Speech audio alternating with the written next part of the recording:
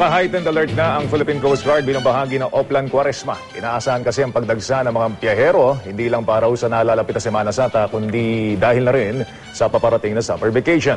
Kaya naman ang PCG, katuwang ang Manila North Harbor Port Incorporated, Philippine Ports Authority, Marina at ilang ship owners, nag-inspeksyon sa Pier 2. Nagkalat din po ang CCTV cameras para siguraduhing maipapatupad ng maayos ang mga patakaran. Ang bawat pasahero, 5 serye ng security check ang pagdaraanan bago tuloy ang makapasok ng barko. Isa-isa silang i-inspeksyonin pati na rin ang kanilang mga bagahe. Ipinagbabawal kasi ang mga armas, pampasabog, matatalas at matatalim na bagay, droga, corrosive substances at toxic materials. Ang ilang makukumpiskang gamit, ibabalik na lang sa port of destination. Bawal na bawal din ang mga bomb jokes. May karampatang parusa po ito na 5 taong pagkakakulong at multa na nasa 40,000 piso.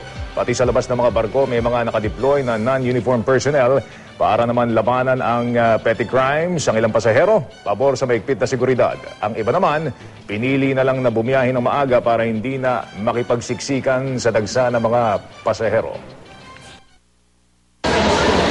We wish to ensure that the passengers are safely boarded onto the ships before they are sailed and they reach their destination safely also.